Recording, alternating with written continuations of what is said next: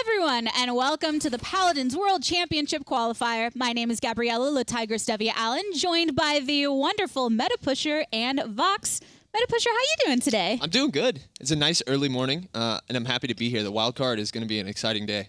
Oh yeah, it should be really fun. And Vox, you're finally close to me. You've been all the way over there this whole time. I've been so far away, but so close, but yet so far, and it's been a fantastic experience so far. About to see more teams potentially qualify for HRX, though, so a lot on the table today. And we had 3 teams qualify during the last 2 days of this whole event, and then we have more to come, 2 more to be precise, over this next couple days. Taking a look at what Group A is going to look like so far at HRX, it should be a fairly intriguing matchup between a lot of these. And then also there will be a Group B as well. You can't have an A without a B, so looking at that on your screen, we're hoping to fill that out with some more teams this week.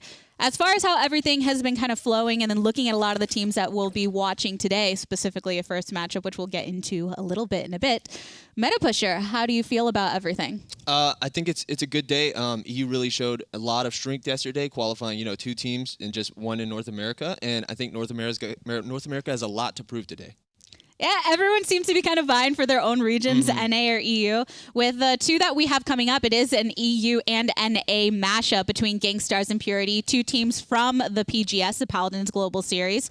So, Vox, why don't you give us a little overview on those? So, looking at them, Gankstars have been playing through the Paladins Global Series for a long time. This is a team with a lot of history in competitive and community tournaments as well, and they've basically been a system of incremental progress within the European region. They've turned up, they've sucked for a while, and then they've just consistently got better a little bit at a time, but it's that gradual progress which really helps teams cement a lot of potential, I guess, within their region.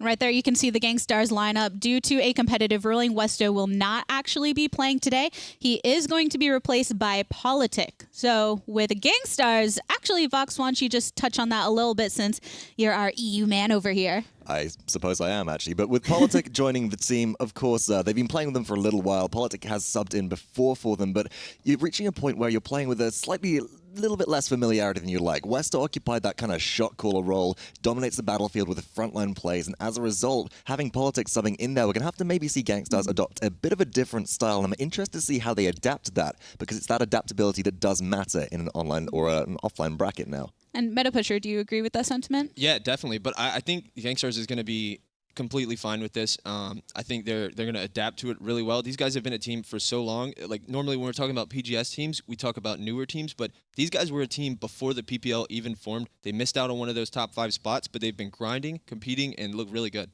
A few teams had actually mentioned it in their various interviews that Gankstars are a team they're kind of looking at. And then Purity as well was another team that was mentioned by quite a few people. So taking a look at that roster there. Ooh. And there are some familiar names here, which is really interesting. You've got people like William 55 or 355, excuse me. And these are names which you see a lot within just your kind of rank scene within North America as well. But they've been consistent throughout the duration of not just the North American PGS now, but also a lot of community tournaments back in the day as well. So that's really the similar theme between these 2. They've got players that have been around for a while, and that experience might lend itself to be beneficial here today. Meta Pusher, you had mentioned that NA really needs to show up here. Yeah. So with this specific NA team, what are you thinking? I'm thinking they're going to do a lot. These guys are really good. They're honestly like a superstar team out of the PGS. They've really taken the best players in each individual roles from all the PGS teams and brought them together on one team. Their damages are really strong. Their tanks are really solid. The support is where I'm going to be a little bit more hesitant, but if we get good play out of there, they could do a lot.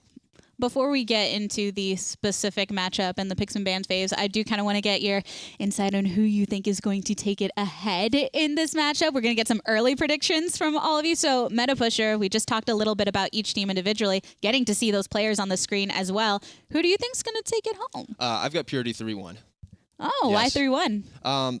Mostly because I think Gankstars is going to have a really good first map that they choose. And I think that's where Purity is going to struggle. But everything else, I think Purity is going to beat them on. Okay. What about you, Vox? Well, originally I did have Gankstars down to maybe take this one even as a 3-0, but I think that with Gankstars now being in a bit of a different situation, the problem with Gankstars, they're a very young team overall, and I'm not sure they'll handle this big adjustment at LAN quite as well as we otherwise might expect, so I've got Purity for this. Purity, a lot of confidence behind them going into this one. So you're just talking about how the first map is going to be very imperative here. Are there any maps that you expect to see, considering that with this LAN, it's been kind of more of a presence of maps we don't normally see in the PPL and PGS. Yeah, there are. This is a best of 5, so we're probably not gonna see the ice mines, the really further stretches that you get down the line in long best of 7s. But I could see either one of these teams pulling out some weird pocket stuff, because when you're a PGS team, you have to come here ready with weird stuff that PPL teams aren't gonna expect, and there's no reason for you not to pull it out against Gankstars.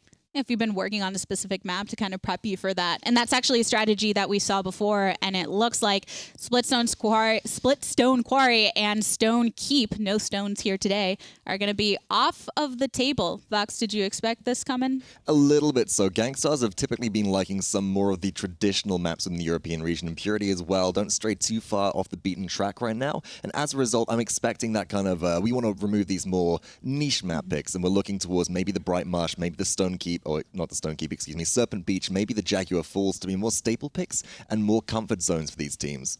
I feel like with Splitstone Quarry, for a while, it wasn't picked up as much because, hey, when it was newer, people were still adjusting to it, and then now we saw it more present. Why do you think that is? I think teams are just getting a lot more used to it. I think the reason that Purity banned it is because their blaster player, RedX, he's a very, very good Drogos, and that's not really a good map for Drogos, and so if they're expecting a BK ban and they can't pick the Drogos, it leaves them in a bad position.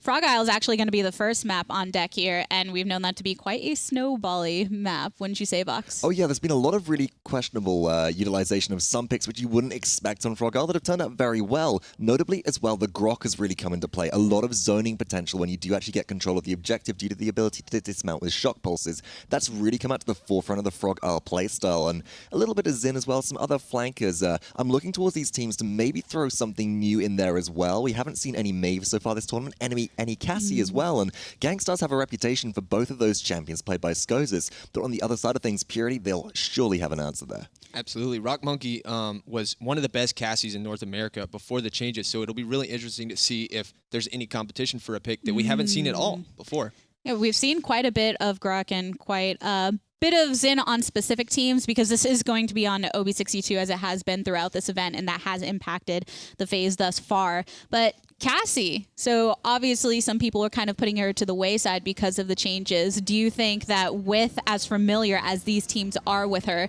that she's going to be in the same capacity that when like Bomb King were before? I don't think so. Bomb King's really good, and Cassie has some issues. Especially when you consider how good Shaolin is. Shaolin does everything that you would want from the Cassie, just better, in my opinion. And you've got that setup potential as well from your Impaler arrow into Planted. You've got real kill potential there, although notably Gankstars have pulled out a lot of Cassie in a lot of community tournaments recently, but the bans are through, and well, it's no surprise about Bomb King there. Bomb King and Terminus, wouldn't you say, Meta Pusher have been quite important? Definitely. EU has shown that they think BK is the best champion in the game. It's an incredibly high ban rate for them. You see a little bit less of it in North America, and that's a good ban against him. I was talking earlier about RedX and his blaster potential and how much he can run a game. And Gankstars does decide to bring in the Makoa, and Genos and Ainara locked in over for Purity. These are two tanks that you would say, Vox, that we've seen kind of going in the earlier parts of the draft. Oh, absolutely. Makoa has a 100% pick ban rate through the duration of the PPL full finals yesterday, so they've been picked up in every single game. Now, their win rate is actually negative here, or below 50%, so it's 47.83, and Ainara seems to be pulling a little bit further ahead, you would expect, but again, Terminus dominating the battlefield has removed her from play slightly. Genos is a very strong first pick, though. Gankstars have a very strong Genos player in Navron, and pushing them out of their comfort zone is a good look so far. Yeah, Meta Pusher, we got the Torvald. He loves this map. That's right. Torvald's amazing on this map. There's hazards for his ult on pretty much every way you look. Behind the point, behind the capture, off towards the water. It's really good, and it also enables a lot of other champions that Gankstars can look to pick right here. Some aggressive things who appreciate the shield and the damage. He is really great in that role where he can actually be proactive as a frontliner, and having that ability to enable, as you just said, has been imperative throughout this weekend. Grok, been quite a bit of him, but he's worked more when there's a loadout that has some kind of mobility worked into it, right, Vox?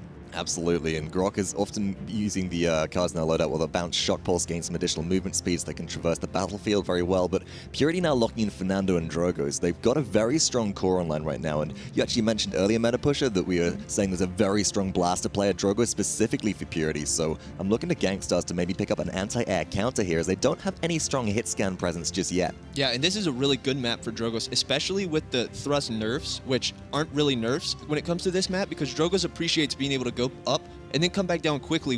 Before you would just hover, and a lot of like hit scan champions can just really punish you when you're hovering up in the air like that. So it's really good now, especially when you consider that everybody considers that a nerf, and it works really well for him on this map. So with Drogo's locked in, and then Talus to actually go ahead and round it up, I really want to get your thoughts, Meta Pusher, on Talus's presence. I think he's very good at burning down the tanks, but it's going to be difficult for them to push into the Drogo shot. Well, we'll have to see how everything actually comes on through with this draft. Let's set it over to the casters for some action. Hey, ladies and gentlemen, it's time to get the action started here. Game 1 of Day 3, or really Day 1 of the Paladins World Championship Qualifiers. My name's Rainday, and I'm joined by this lovely human being right here, William Gormizer Newberry the 5th. Not the 4th, not the 6th, not even the 7th. Get out of here. Get out of my face with that. He's the 5th. How you doing, William? Dude, I'm doing great. I'm excited to see this. We've seen these teams a lot through the PGS. We've seen them accomplish a lot. We've seen them falter every now and then, but now they're going up against each other in AEU, like the desk had mentioned. It's looking like it's going to be really good.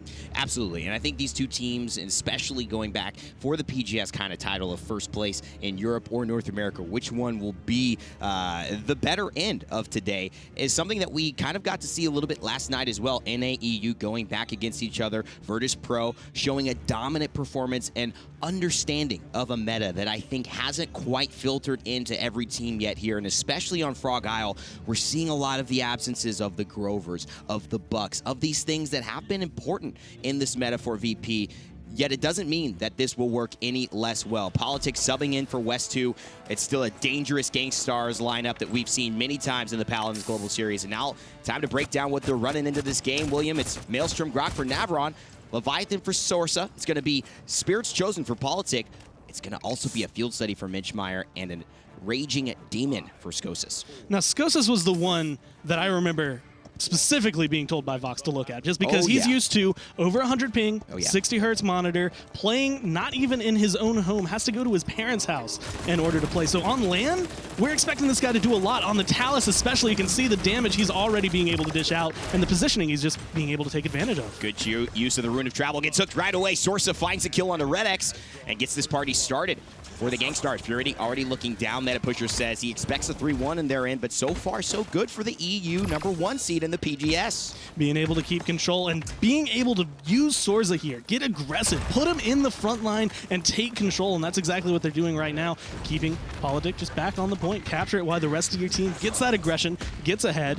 And Purity so far don't have much way to break it in. 70% now on the objective, and it looks like the fight's still going. Good hook and a good bubble keeps Sorsa barely alive, and enough bonus damage to actually finish off Tooney in the process. Skosas finds one, and Sorsa finds himself another, coming from the brink of death into absolute exultation as Skosas is able to capitalize off the pressure and objective captured for Gankstars. Team wipe this early on is going to allow them to get a lot of pressure on this payload. It's going to push pretty far just in the initial go around, and with Purity having to fall back, they have a lot of defensive power here with the Inara, with the Fernando. They can hold on to that pretty well, especially around a couple of these corners, but this is not the kind of spill you want to take early on. It's not the advantage you want to give to Gankstars. No, not at all. Any advantage to Gankstars, probably not something that Purity want to give up if they can help it. Rockmonkey here on the Shaolin, holding down the defenses as usual, and he's just firing arrows, but Sorsa on fire! He keeps hitting these hooks from long range, forces Rockmonkey into a bad spot, but the withdraw will keep him alive for now. A minute, 48 seconds still on the clock on this push for Gankstars. Pushing it down, and again, being able to get the Drogos going, doing exactly what we had seen and heard said on the desk. He's just bopping up and down, get some damage. Once he comes back down, he's going to be safe from any hit scan characters that might come through. The Dragon's Punch going to come down, looking for the Torvald. He's going to be able to find that Big time hit, goes in the ultimate, gets the target. He wants it again. Sorsa, without fail, goes in the hook. The Ancient Rage, the Turtle swinging at anything in his way, but gets blocked off, and Nara creates an obstacle he just can't get around, and she forces the definite distraction, and there's a distraction itself. Skosas! Ooh. How you like that one? One arrow to the face. Get that true power out of here. Perfect defense right around this corner. It's difficult to try and fight here because there's so many places for Purity to hide. You're on that payload. There's not a lot of walls around there. You're going to be caught out, and we're seeing exactly what Purity are able to do. Rockmonkey specifically being able to find all of these shots, hitting just as hard as he can. and setting up the rest of his team. Even if he's not going to be the one completely confirming the kill, Drogoz is going to follow it up. This is definitely something different than we saw yesterday in terms of the patience with the ultimate management. Yeah. That was something that almost became a meme because we talked about it so much, but it was really an important factor to analyze is how these EU teams were separating themselves from North America. Right now, we are seeing the EU teams actually go into these ultimates, and Purity being pretty good at holding them down. Skosas being very aggressive on this Makoa, and it's working out, but he's really towing the line between too aggressive for me as he does fall there thanks to rockmonkey, very solid on a 7 streak. And another thing that was mentioned on the desk that I think applies to both of these teams, and you can really see it right here, especially since it's looking like it's going to be a successful defense from Purity, this is the culmination of weeks of practice in an open bracket. So you get to see things where it's, hey, we're going up against number 1, number 2 every week. We're playing up against these top seeds. But you also get that experience playing against something that might not usually make it up there. Teams that are pulling something that you don't know as well. So a lot of well-rounded experience coming out for both of them. Gankstars, they showed that for the capture point. Did not show that for the push. RuBBu with a nice kill onto Politic at the end. And again, questions about how this sub instead of West 2 is going to perform. But one thing I'd like to note is the combustible Drogoz. This is something we didn't see yesterday. We saw the Fusillade, and obviously it wasn't a big deal. And for Gankstars, they were still able to be aggressive, but they couldn't get past this defense that rockmonkey and RuBBu were able to hold. And so maybe that's the value, just disrupting so much of that point fight. We'll have to see how this works out for Gankstars going forward into the next round. I really expect to start seeing Skosas go specifically for rockmonkey. Like, coming through, he did way too much damage. He's on an 8 streak right now. He's sitting up there. He's not the highest. Of course, Drogoz is going to have that extra poke added onto that, but getting the kills, confirming them down, it's all been on the back of rockmonkey, and that's exactly where you want to send your Talus to go, and I expect to see him coming around the left side. Hits 3, still has the Dragon Punch. He's going to hit one more as well. Goes into the air, flying down with a booster. Gets taken out by guess who? Politic, the sub, playing big and finishing off the Drogoz, but rockmonkey, double kill in the back line. Savage for him. This Shaolin, the Desert Wind, is hiding in the shadows, but he is being real loud with his arrows. Coming through and just eating through health bars. No problem. Hitting the shots left and right, and being able to get that aggressive positioning. I mean, he came around to the back line. He was on Gankstars' home territory, and he's the one getting the kills, and his team just kind of following up on that. And we had mentioned, we heard it on the desk saying, maybe Gankstars will take map 1 while Purity kind of adapts. It seems like they're adapting just fine in game 1. Skosas as well knows RuBBu is an issue, and that combustible is so dangerous. But Skosas, can he find 2 here? Tooney puts on the juke boots, but William355 is set up perfectly. Rockmonkey again saves the day. Can Politic make a huge play? The stun is too late. William355 finishes him in the air as Tooney lifts him up into the void grip, and now Gankstars 36%, 54% for Purity as Sorsa and Navron find 2 kills and turn this again towards the side of the EU team. Being able to push him back, picking off Genos first is a really big push in that, and going in right to the Ancient Rage, trying to get the smacks, doing whatever he can, but the zoning is the important part. 72% and rising. Big time hook there onto RuBBu. Sorsa still pressing the advantage, 87% now and climbing for Gankstars. Purity have to get back in this, but it looks like the Grok and the aggressive zone from Gankstars is too much. William355, it's a last-ditch effort. He's going to have to retreat back to his team as that objective is finally captured. And William, they're not letting their foot off the gas. I really like this change up from Gankstars. They are way more aggressive onto this payload. Like, they have someone pushing it. That's not the big objective right now. Kill off, keep Purity in their base. Corral them away just like their sheep so you can get way more ground. And right now, they're gaining it. And you know what? At the end of the day, they've got a dragon on the side of Purity, but not sheep, more like wolves on the side of Gankstars. Everyone hungry, looking aggressive to start this off. RuBBu, again, with this combustible, a lot of distraction, but it does lack some of this finishing power considering how much is being healed up thanks to Gankstars' double support. This is where Purity, I think, are going to falter. Right now, they're pushed really far back. They don't have a lot of way to push into that. The Dragon Punch taking out Sorsa, though, does open up the door. Payload sitting about 80%. And that's good. 1 minute and 34 seconds left. That through time and space actually going to help out, but it will not mean that the full defense is ready except these last 2 kills, and that's where rockmonkey comes into play. He finds the double, the double-un, so to speak, and Shaolin again will stave this off.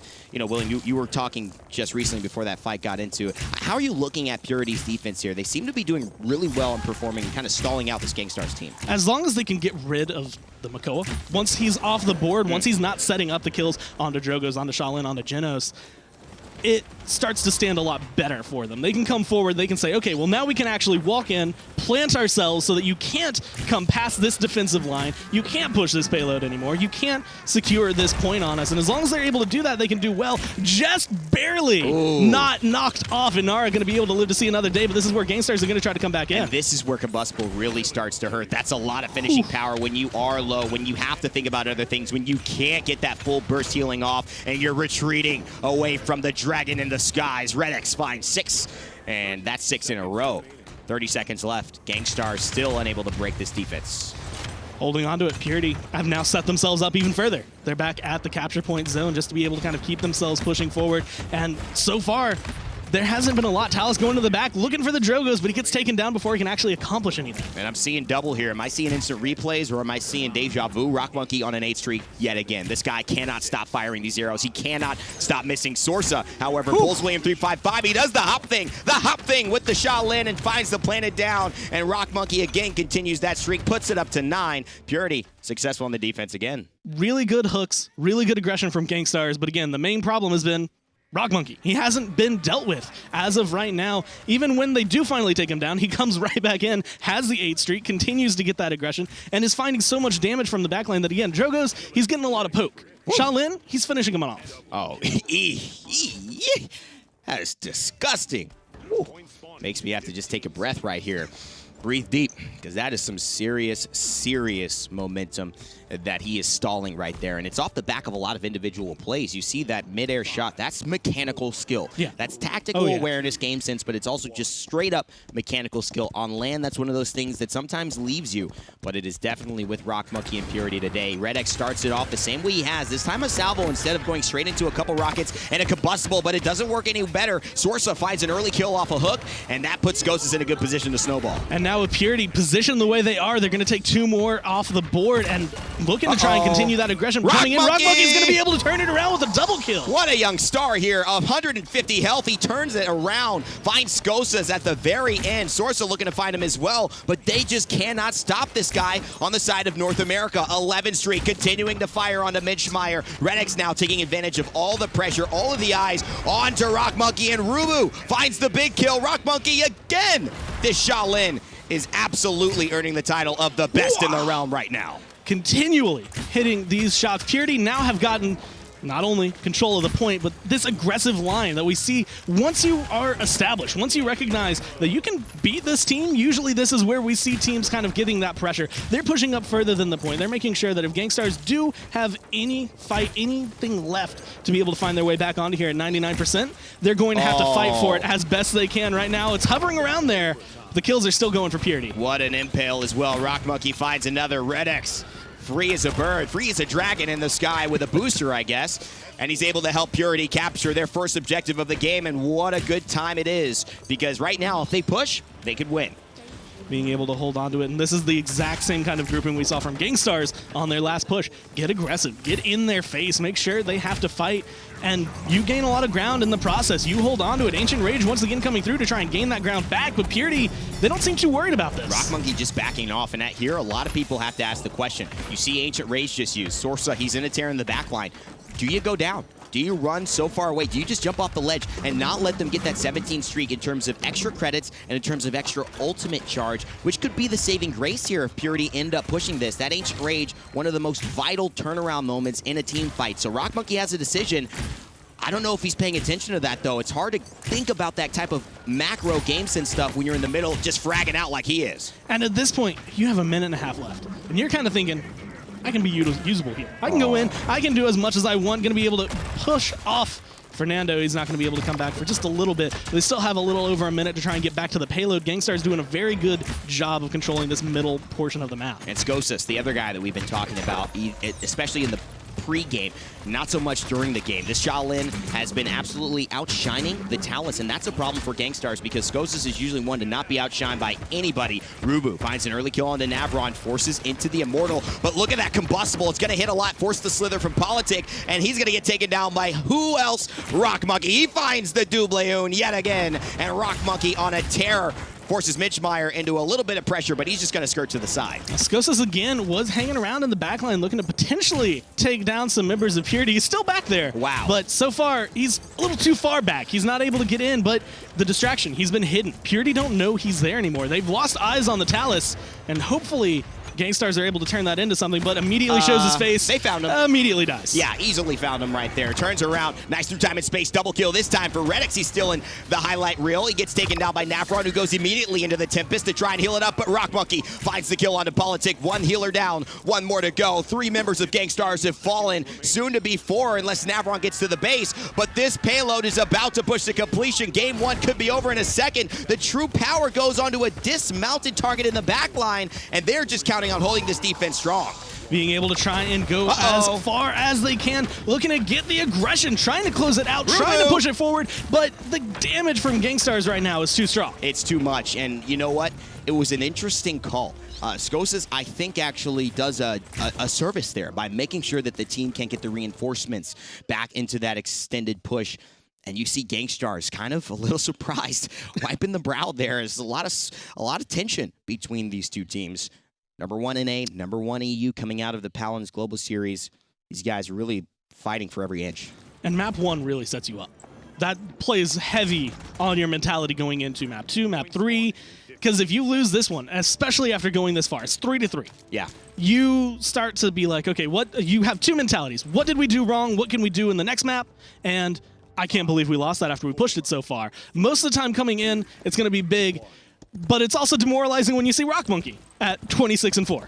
I mean, miles ahead of everyone, and only 4 deaths. This is unprecedented Shaolin play here, even for the PGS, even for the PPL. He's having one of those highlight performances. This is Jordan game 6, ladies and gentlemen, but can he find the win? Can he get that last hit, that last arrow? It's 3-3. It's all up to him and his squad. Sorsa knows he's the problem, hooks him over. You can expect the calls are saying finish him off, but William355 says, don't touch my desert wind. Yet it means that the dredge anchor must get brought out in full command as he sweeps through not 1, but 2. Looking to try and control this. This is where Gankstars have been showing a lot of prowess. First 2 points they were able to gain were from capturing this. A nice hook to be able to grab the Drogos. Not going to be able to find the kill immediately, but Ancient Rage comes through, and he's going to go ahead and smack him down. That's because he killed rockmonkey, so he got that ultimate charge back, and he's able to Ancient Rage twice in a matter of seconds. I can't believe it. rockmonkey, if he just would have fallen off, this never would have happened, and Gankstars take advantage of a very unknown, underutilized mechanic and are able to steal the game. 3-3. They pull it ahead just barely there, but they did a very dominant performance for that last point, but showing exactly how strong they've been so far, which has been aggressive on the point, get that control, and then just push forward, create that space, create that gap. And Gankstars have been showing that through the PGS, and they just showed it here. I mean, I can't believe that he Ancient Raged that fast after killing rockmonkey. Ancient Rage? I mean, Ancient Rage. It was a double Ancient Rage within a matter of, it had to be 6-7 seconds. Yeah. That is incredible. He must have shut down 2 streaks himself, and rockmonkey was the big one. And how interesting that actually came into play. You know, looking at how Sorsa was just, I think, a determining factor in this entire game. He really was the one for me that stood out in this last fight. Focusing rockmonkey from the very beginning, and you watch his ult charge, he's using it. It instantly goes away, and then he's able to just kind of go ahead and keep it back up. And like you had said, an underutilized mechanic. A lot of players don't keep that in their head, especially in the heat of the moment. You are on one of the biggest streaks that you've been able to see, and then all of a sudden you're dead. You're having to deal with this turtle who's really angry right in your face, and you kind of lose yourself in the moment. No one expected that. Not even I expected that. But at the end of the day, who was the star for us? I mean, Skosas definitely was not highlighted in this match. Sorsa, for me, stood out, but it was really rockmonkey. I mean, this guy... Yeah. What a phenomenal stat line.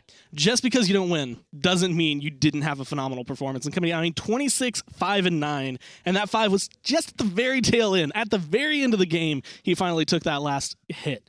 The damage he was able to outplay. I mean, like 125K on the Shaolin. Like, he was finding arrows left, right, center, wherever you needed them, he was ready to aim. Yeah, and it was a good performance, and it also gives us something good to look at heading into the next game of this set, because rockmonkey is going to be a featured player, but so is Skosas, so is Sorsa. You see him there. That's rockmonkey, the man we've been talking about. His Jordan Game 6 didn't quite turn out the way it did for the Chicago Bulls, but he's hoping to maybe end up with a final set that actually goes his way. There's still a lot of maps to play. Gankstars and Purity, seemingly very evenly matched here, kind of matching different skills. I think it was interesting to see the support player kind of highlight over the damage dealer. And I was actually kind of surprised to see the lack of Skosas in that one. It was one of those going into it, I was like, this guy has been doing a lot for the team through the BGS. Yeah. He's doing a lot coming into this. He's got the Talus. This is going to be really good if he can go into the backline. And then it was just kind of, yeah, I think it's the Talus. And I think what somebody mentioned, it was actually Elvenpath. I was talking with him, and when he was versing in IP, how they would take the Talus, but they didn't have the Torvald with it. And there were other games where he'd mentioned it. It may not have just been in that NIP set, but Elvin had said that you need that enabler for Talus. He's not that insane by himself. He's probably not even the best pick in that situation. I think Talus is a lot better where you can mingle and move and shake between a lot of different caverns and spaces, and you never know where that Rune of Travel is placed. It's pretty predictable on Frog Isle. And at the end of the day, he wasn't what Skosas kind of wanted. And I expect to see probably a change up here going into Bright Marsh. and you see a gap, like kind of the spread of damage that you would normally expect just on that last one, but not usually the way you would expect it. You would expect to see Skosas or anyone kind of skyrocketing up to the top as that damage, but you see supports standing front and center, being the ones that are kind of dealing that damage and supplementing the rest of the team to be able to do that. And of course, we saw Makoa having just such a huge impact in that. It'd be kind of surprising to see Gankstars maybe give that up if it's not banned out. I think it would be very surprising, but you never know because these two teams not really facing each other day in and day out, and I think they're also not yet at that meta for Virtus Pro. I'll say it again. I think this is definitely two teams who have played a different style of Paladins, and at this point in the set, in the series, in the day, they're going to be facing teams like SK if they win this. That is already faced off against teams that are going to be looking to change the scope of the way Paladins has been played, the new-ish meta that's developed over this land. So I do wonder how that's going to translate. Obviously not here and now. These two teams still have to fight out and prove who's better from that global series in this ultimate test of might. There were two I was thinking of coming into this. Makoa, because we just saw what Makoa can do if Makoa is able to get exactly the setup he needs to be able to find two Ancient Rages in a row, and the Inara. Inara has just always been good on Bright Marsh. She's been able to skyrocket with some of the changes a few patches ago that really kind of put her forefront as a frontliner. So being able to kind of stand forward, she's been a lot more powerful. Yeah. Taking her out, at least being able to say, we're going to grab Makoa and not let our hand slip, not give it away, but you give up the Bomb King. No, I mean, you give up Terminus and Bomb King, which is interesting. And, you know, by not banning them out, you're either taking Terminus and allowing Gankstars to take Bomb King against you with Makoa, which is probably not the better end of that. But you also now taking Makoa have to deal with Terminus. Despite Makoa being soft, hard counter, medium counter, however you want to look at it, I think this is still a tough early draft for Purity. It depends how they work with these two picks. But Gankstars is looking pretty dang solid so far. And I do appreciate Gankstars getting rid of rockmonkey's Shaolin. Yeah. Just recognizing immediately that was a huge issue. We don't want to have to deal with it again. Let's see if you can have that performance anywhere else. Ruckus, Genos going to be locked in. I really like Ruckus because, again, he's really flexible as to where he could do what he can do. And with Genos, it's just kind of, hey, there's going to be a couple healers. Genos is usually the one that's most favored. Maldamba coming in right after him. Once you have those set up, you kind of prolong the fact that you don't want to show your hand too early. I mean, I think Maldamba synergizes better with Terminus here as well. You've got Swift Spirits that you could add on. I know Vex30 on SK Gaming, which they'll be facing, is a big fan of that. Maldamba will be a big question mark as to who gets it heading into that matchup, despite Genos still being a great pick. And they've got the Torvald, which could be augmenting the Terminus with the Wind Dancer. Makoa and Ruckus, very solid picks, but right now Gankstars have a kind of a dream draft for me. Torvald now accompanying them. Not as many knockoff spots here, but we have seen it a couple times on Bright Marsh, still showing a lot of strength and really just skyrocketing again as a frontline. Another one that has been brought up. Drogos, Purity looking for Androxus as well, which I think is a really solid pick. It's going to be good, but again, you have to go up against the Bomb King. You're going up against the Terminus. Maldamba going to have some better synergy overall with the team. Torvald, Grok, so a little bit of extra healing, a little bit of extra damage. Gankstars are looking really strong here. I mean, they're looking confident. I think you could see it on their face, and there was really not a lot of hesitation in these picks. But the good sign for Purity is I think they also got what they want as well. And this is going to be interesting, a test of might between these two teams. And obviously firing favorites, William 355. He loves himself some Makoa. I think he feels most comfortable on that champion. In this PGS Global Series, we are playing against teams who are not salaried yet. They're not in the PPL. This is still a part-time thing for them, and making LAN is their first real chance to step it up and have a chance at a big prize pool. So maybe we're looking at not a lot of comfortable kind of situations around the Terminus Bomb King dynamic that some of these PPL teams have just put that extra amount of time in to be able to handle. And we always bounce, like, through the PGS region to region to region. We see different metas, kind of different play styles from each one. And you had mentioned it in the last map and coming into this one, they don't have a lot of experience against each other. There's not a lot of interspersed matchups for them. So coming into this is going to be their first time for EU playing against NA and vice versa.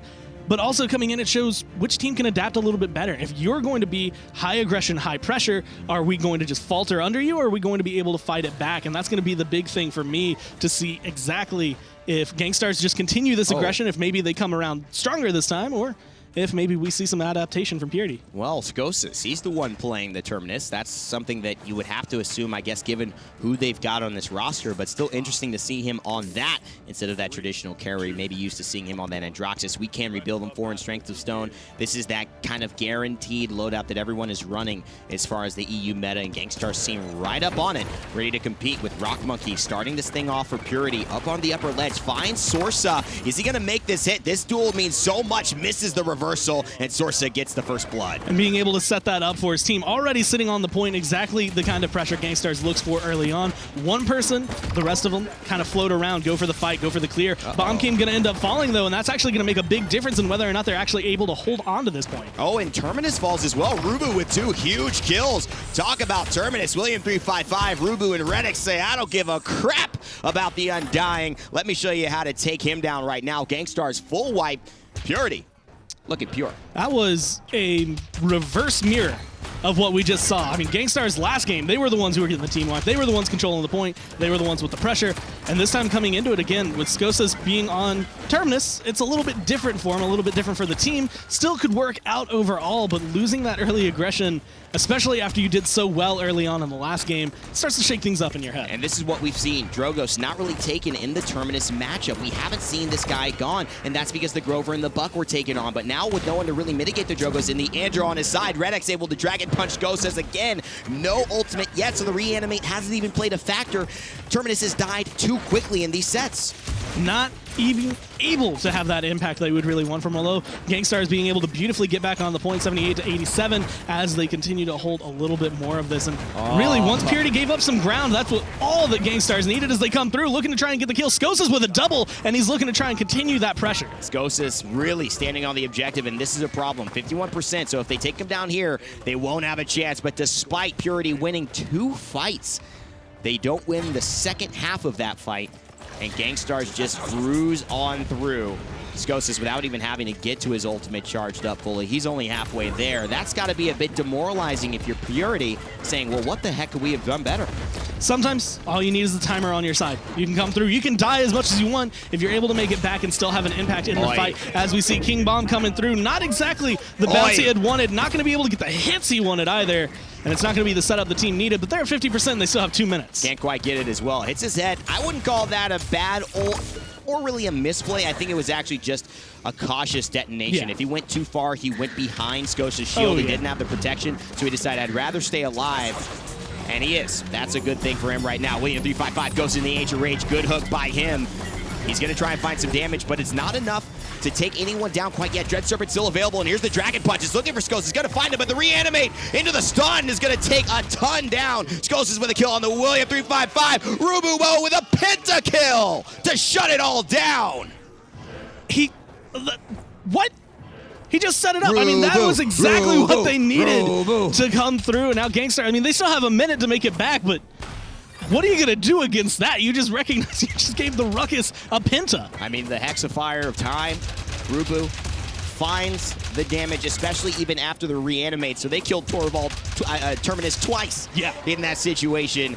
That's how on point those rockets were, and that's how deadly Ruckus can be. We saw him picked up quite a bit, even against Virtus Pro, where we thought, hey, Sephic Cloud, we're taking this away from you, but Whether you take it away or you use it right, seems to have a lot of merit, though. Gets stunned out here, and this is Bomb King showing his stuff as a huge combustible shows why RuBBu has picked up the Drogos in this matchup. That positioning from RuBBu, all distraction. Come over here. Come fight me. Get away from the payload. Get away from pushing it. And that's exactly what Gankstars do. They now only have 30 seconds left. They just lost 2 members. They're still trying to find that ground, and they lose a third. Politic not being alive means the rest of them become a lot less stable. They don't have as much staying power. They aren't going to be able to live as long without their healer. And it's looking like Purity are able to push this out all on the back of RuBBu. It looks like it will be. And I got to bring something up here. I think a lot of teams and a lot of viewers may be saying, well, the PPL has taught a lot of these young Paladins Global Series players what the meta is and how they should be playing. But at the end of the day, I think you can learn a lot from the Paladins Global Series players in the PPL. Because what's happening is we're seeing this combustible Drogos. It hasn't been brought out at all yesterday. Everyone went Fusillade. And here's that Penta we were talking about, the Hexafire of Time. Finds Skosas once, finds Skosas again, raises his hand in exclamation. RuBBu with the biggest play of the set so far, and it does result in a defense. But just showing off this combustible Drogos' value here against the Terminus as well, showing, I think, the value of this pick that was often not seen as a counter to this Terminus play. And a lot of poke, a lot of damage, a lot of setup, especially in Bright Marsh. There are a lot of tight spaces that we saw Gankstars all grouped up, 4 or 5 members all in one area that one combustible, it's really hard coming through with that. And so being able to set that up, I mean, even coming into the point, it's all enclosed. You're all set up perfectly for this Drogos. But of course, Gankstars, again, moving to the left-hand side looking for the fight, but the Dragon Punch comes through and executes Minchmine. Oh, that's huge. Torvald has a huge time to kill it, so getting him down into double. RuBBu finds 2. Those were huge picks by the Drogos. You could go back home and say, I've done my job for the day. RuBBu cleans up the other 2. Navron waiting for his team. Where are you guys? Where are you? Hey, ha, oh, I'm dead. You're all dead. You were just here. Where'd you go? Okay. I can heal a little bit, guys. You guys left Come on. me. It's like you all took the Uber, and now I got to get my own. That's how he feels right now. Purity, that's just rude. 45% and counting here on this objective. Looking to be able to hold on to this. Not quite as aggressive as we got to see towards the end of Frog Isle when they were able to capture a point and kind of push themselves forward and they were able to hold on to it. Bomb. And actually giving a little bit away. King Bomb comes through. It's going to mainly just be to get Gankstars back in there. They're at 9% right now, and they're trying to get control again. Tooney finds the through time and space and deletes the Bomb King, and RuBBu is like, yeah. Give me that. Stand next to each other. I'll throw that fire spit in, and it's a perfect salvo set up there by his buddy William 355 with the fresh fade, coming through with the fresh hooks, and Purity maybe coming through with that fresh point, taking a lead here against Gankstars. Coming in, it's the best circumstance you can have after you go 1-1 and get a pentakill. Everything from there, it's going to feel downhill unless your team's able to kind of close this one out and try to tie it up. Gankstars still have the map advantage, but they definitely are faltering right now. They aren't able to find their way through. A nice salvo, one more hit.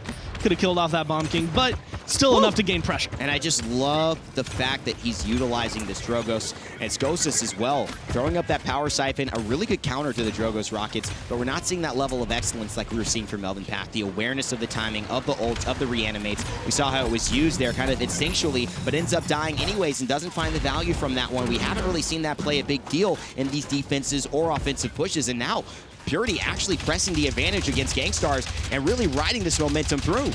Looking to try and get it RuBBu again, setting up perfectly 52% on the Hexafire, but they're at 85% on the payload, and that's really all they need to be able to kind of gain that ground. They do end up losing ground. Navron going to fall, but they return that immediately. Rockmonkey actually taking a spill is a big impact because that gives a lot of deficit to Purity's damage. And RuBBu is playing out of his mind right now, but so is Tooney on a 15 streak. The through times and spaces that he's hitting are phenomenal. And taking a look at the reduced cast time that has happened to Genos has put this guy in a position, and a lot of healers in a position like Vex, like Cuts, like Bird, like Jera, and now obviously like Tooney to really be able to impact the game in a higher level way.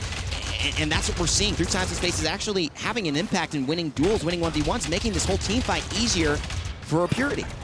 And being able to find those hits, it's not something we got to see often. It usually, like you said, have to be comboed. You couldn't really find it. Salvo almost enough, but another combustible coming through. Not going to be able to connect with as much damage as you would have liked, but you still find the kill on the Navron, and you still set yourself up, but RuBBu immediately takes a spill. I don't know if this is going to work out. King Bomb, hey, See you later. Rockmonkey on the backside. Darkstalker's going to finish him off. I thought this Torvald was a tank. He's melting like a flank right now. Rockmonkey doesn't care. He just needs his revolver. No skills, absolutely. Here's a reversal. Hey, Skosas, how do you feel about 3K? Right back to the face. One dash away. Tries to do the Skosas two-step. Right back onto Skosas. But William 355 and RuBBu are there to clean up the day. And a huge combustible. And one more rocket. Sends Sorsa back to base. And Purity with a 3-1 lead. Setting it up, RuBBu showing what you can do with the Drogos. And this is always going to be the issue that Gankstars are going to have to kind of focus on for the rest of the set, as well as this map. You got rid of the Shaolin.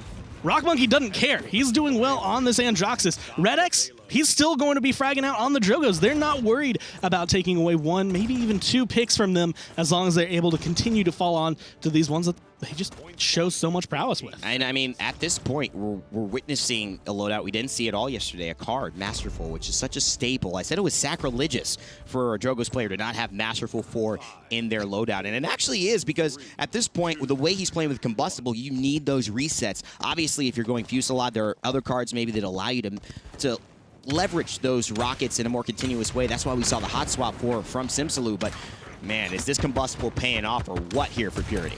Being able to set them up and again just gain a little bit of ground. A nice salvo once again, setting up the damage to come through and pushing back Gankstars, keeping them under control for Purity to come in. All they need is one more point and they can kind of close this out, but it's already 39% right now in favor of Gankstars. 1350 into the face. Skosas finds Rockmonkey, but Tooney finds another. How you like that fire spit?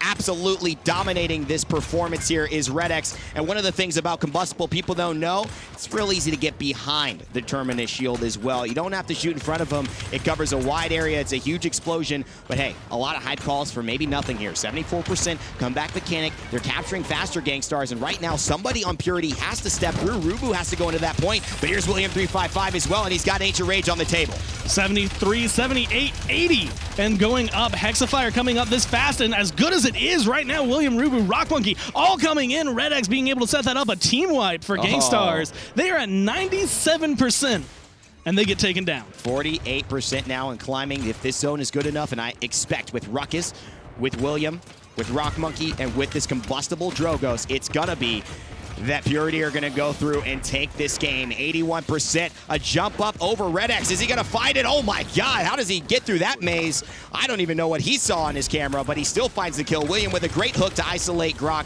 RuBBu still alive, and that's a problem because Gankstars have to stand on the point, but there's no way they're surviving all this. Hexafire, just for the hell of it at this point, 99%. Purity turn it around. Purity take it. That one was just a victory. I'm going to shoot.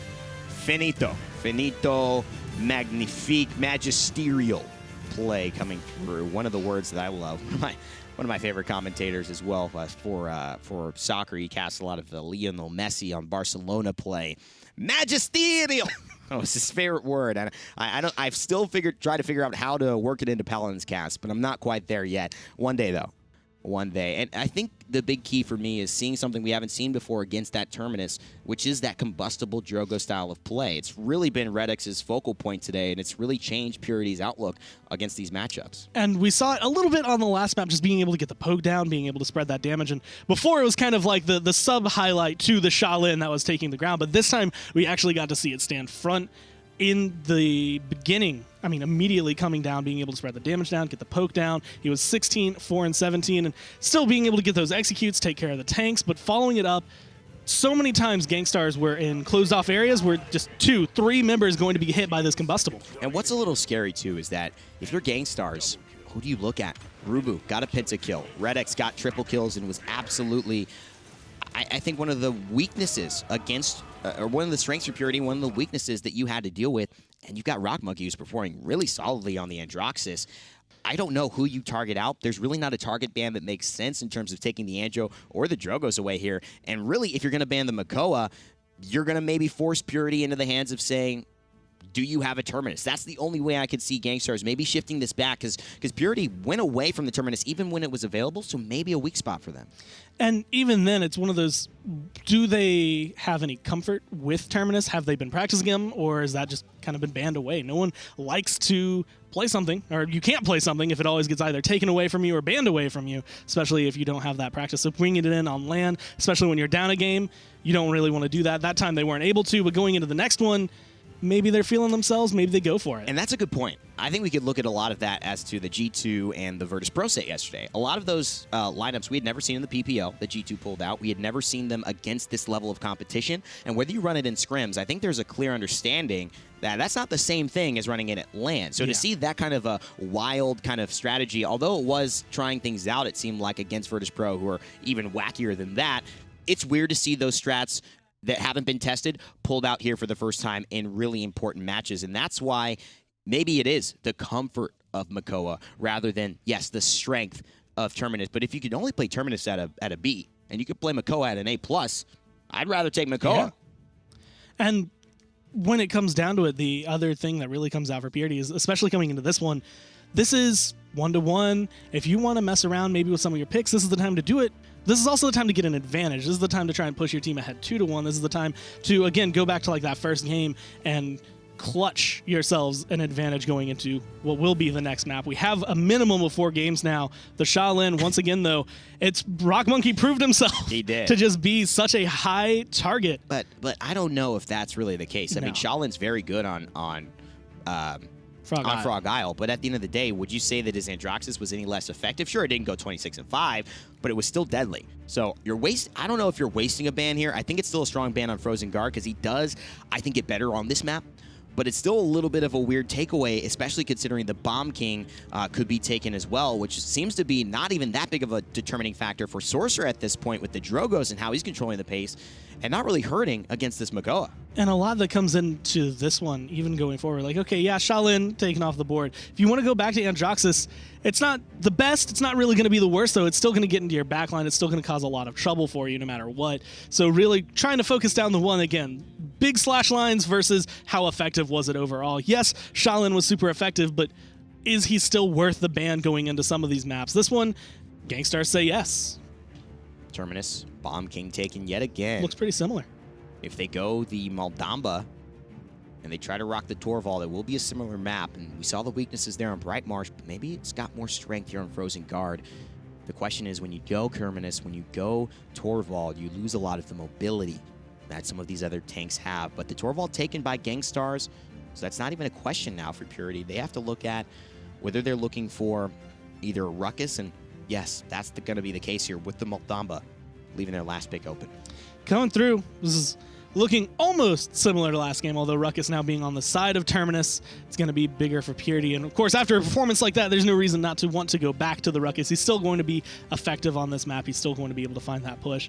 You can see kind of Gankstars trying to figure it out. Similar to what we saw last time, where they don't have as much comfort coming into this. This is what we saw at a Purity in the first one. They were thinking a little bit longer. They were trying to focus down, okay, what do we do against this, and this with what we have? What do we grab up to deal with the Bomb King, to deal with the Ruckus, to take out the Maldamba, to make sure that there's not any extra healing on there?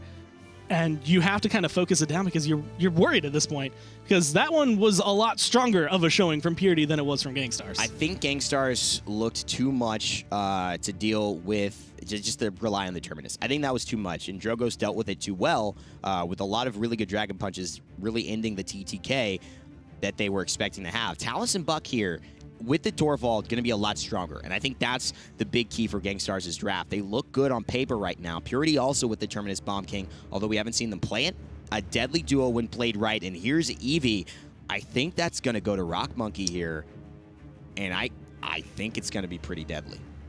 Eevee was one of the ones coming into LAN that I was like, I think we're going to see her a little bit more. Just because we already have seen her, especially through the PGS, being played very well. We've seen her through the PPL doing really well, and we just put that on LAN where it makes it a little bit easier to start, blinking back and forth, being able to keep that control going forward. I think this is going to be a big one for Purity. And like you said, if rockmonkey is the one piloting this, or the Bomb King, either one is going to come through. And honestly, I expect to have heavy hitters. I expect to have heavy hitters as well. And I think Gankstars know that their back is kind of against the wall here. Despite winning that first game, it was real close. And at this point, Purity with that dominant performance, you have to say they have the edge in this matchup. Even the desk had said that they're expecting a Purity victory, though Gankstars is a team that coming into this you thought might be able to even take out a PPL team, showing some weakness, but now going back to the Buck, which is something we saw yesterday be so effective against even the top caliber teams here at Paladins Esports. Will it prove vital? Will it prove enough for Gankstars to take the lead yet again in the set. This has been one of those maps. This is one that we always kind of touch on it. It's one of those, you don't go there unless you really want to try and trip up your opponent. You want to go there specifically as, especially in this kind of case, I need to get ahead. It's 1-1. It's in a best of 5. All I need is 3 wins. This is my chance to try and just trip you up a little bit, give me the advantage coming into it.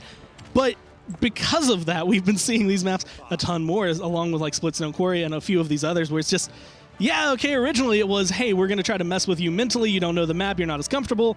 And now it's, well, everyone's been playing on this because of that reason. Yeah, I think Frozen Guard is a map that is one of the older ones. They had a couple of changes in the last 3 patches. So it is a slightly different, but it is still something that's familiar for these teams, albeit kind of not your go-to map where you're thinking Frog Isle, Jaguar Falls, Bright Marsh. We really know the metas and how that map plays. Frozen Guard's still yet to be discovered on some elements. We've seen Strix being incredibly impactful here. We've seen Shaolin and Grover dominate games as well. I think that's a big absence for me, William. Watching a lot of yesterday's games, Grover, nowhere to be seen here for any of these picks. I don't know if that will happen if they get against the likes of a PPL team.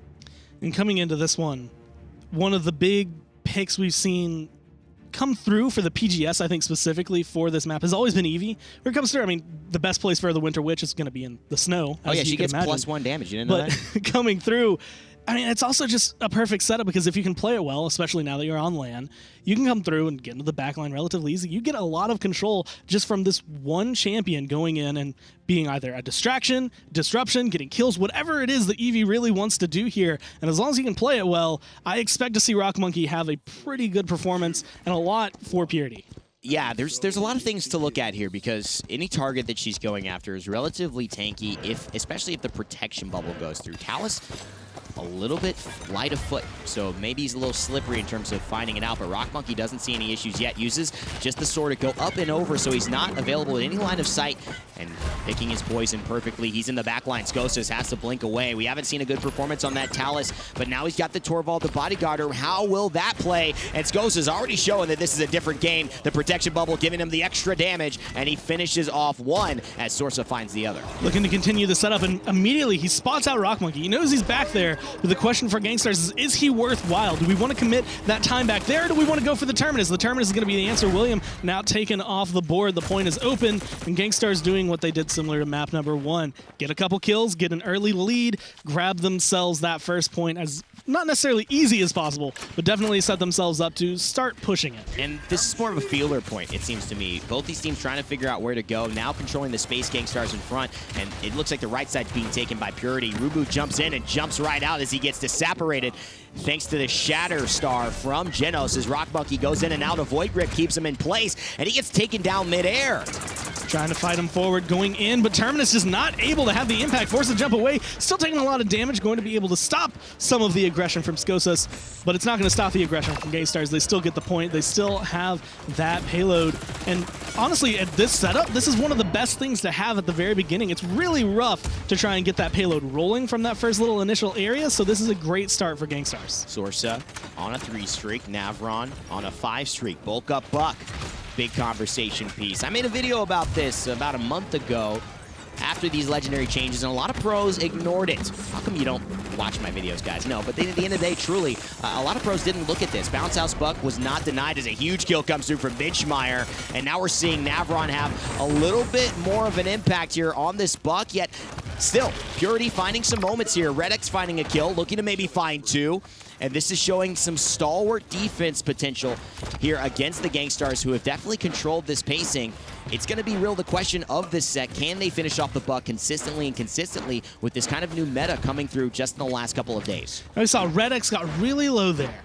A few missed shots from the Torvald, and Talus kind of getting pushed away, and that was the big thing. I was thinking, where's Skosas? Like, why is he not sitting here right now? It's one hit. All you have to do is turn the corner and get a couple shots. He gets pushed out. A lot of damage focus from Purity to be able to keep down that Talus, and that's, to me, a very smart move on their part, especially as now they're going to be focusing him down. Navron, though, looking to try and go in, trying to deal with this, but he's going to get forced back. Buck Wild as well. Rockmonkey finishes off with potentially the last shot double kill for him, and he's just looking better and better. A lot of people wanted me to interview this young man, and it looks like he's going to get worthy of it, but Gankstars still have a lot more room to create if they're going to want to push this completely through.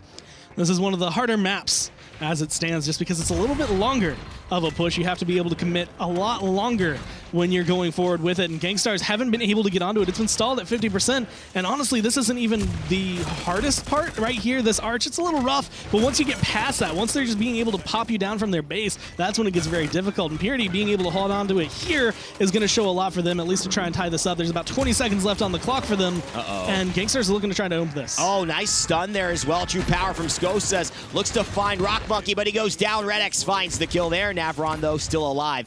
Bulk up Buck about to get that 1,600 health and that nice 300 health cushion as he takes on Terminus, which is not an easy matchup. Those RuBBu is storming into the back line, and he says, come at me, Buck. And Buck says, all right, here I am. Goes right into the ring, finishes the kill. He will fall with RuBBu finding the last one, but a successful defense and some successful offensive plays as well by both teams. What I saw out of Purity there was true power gets channeled, they hear it, they see someone's low, they make sure he's as safe as possible. Come forward, step right in front of him, and the lineup was so perfect to immediately block him away, and that really opened it up. And Navron being able to come through, I mean, we saw a lot of damage for him. He was able to open up a lot for Gankstars, but he wasn't able to close it down, and I feel like that true power, had it gone where they wanted it to, that could have been the big thing for Skosas, for Navron to be able to start opening it up a little bit more, be able to take down anyone else.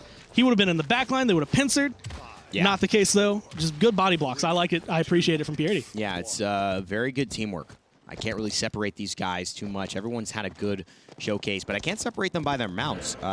That's a nightmarish one, and we saw Buck riding in on a unicorn. Buck, you're going to have to talk to us about that.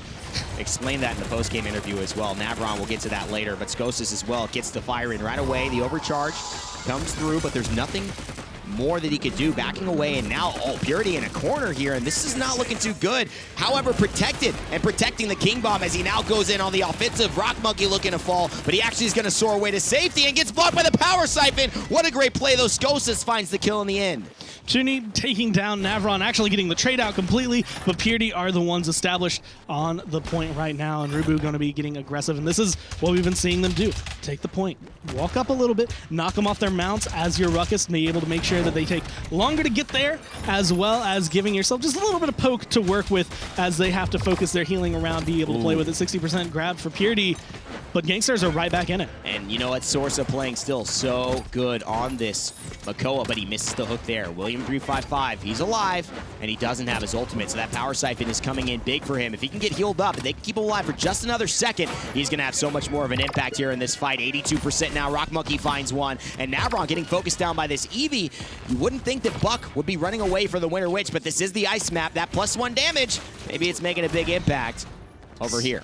Skosas looking to try and have that impact. Takes down Rockmonkey and just kind of hovering around. He's not able to get in. Talus is not the kind of person who's going to be like, guys, I'm going to trigger the overtime, because you're just going to die. You're just feeding them at that point. You want to hang back, and we see that coming down from Skosas. Unfortunately for Gankstars, that does mean now Purity up 2-1, and they're getting a nice early push similar to what we saw out of Gankstars earlier. The question is whether or not Gankstars can have a similar defense coming through.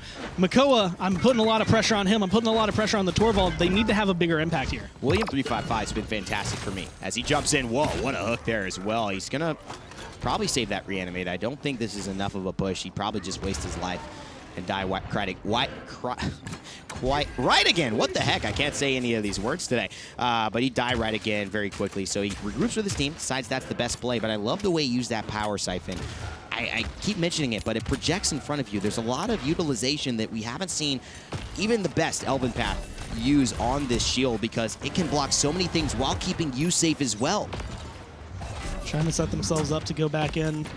I just don't see a lot like this pressure. This actually grouping would have been great had we seen, you know, the Drogas again, the combustible that we've been seeing the last couple maps. It's not coming through right now. Winter Witch trying to get in. RuBBu gonna end up getting taken down by Navron though, and with the Ancient Rage coming down, it's looking like a good push back from Gankstars to be able to hold the wall. William 355 finds yet another kill, and he's got the reanimate here. Not sure if they're gonna elect to use it again. He's just gonna say we don't have enough push potential. They're falling, but they're pushing it a little bit each time. A minute left And now sitting on 5 ultimates, excuse me, 4 is Purity, as that Hexafire didn't get enough value to break the line of defense for Gankstars. On a lot of other maps, 50% push and a minute left, that's a lot of room. You have a lot to work with. You don't have to worry too much.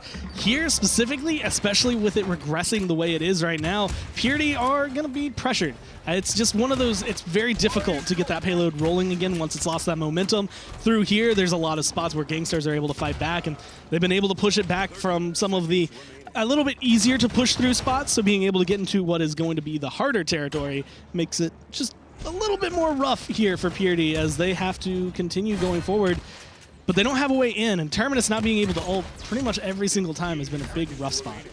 It's very tactical in terms of why they're holding on to it. Oh, And yeah. At the end of the day, if they can't get this push and they take it in the next round, looks good for me, and I think it looks good for them. RedX throwing these bombs, trying to set the pace here. William going in as well. He's got the reanimate, so if things look good here, you may expect Purity to press this. Minchmeyer on the left side, starting to fire out some of those blue balls of Torvalds, and he likes to always spread those around to as many people as possible. Here is the potential. William 355, he's going to let it go, which means that Purity, they're seeing what they can get, but not really expecting to push this thing to the end. And I appreciate that a little bit more. Yeah, there was chance for it to be a good push, but you have no guarantee. You could just, again, come back and immediately get killed right away. You come back now going into the point, you get bursted down, you have a ton of control to be able to hold on to that, and you have a ton of ability to push into it. So you open yourself up for a lot, and with RedX, with the King Bomb eventually going to be coming in as well, you have a ton of bursts all centralized around the control point that I think Purity are going to be able to take advantage of.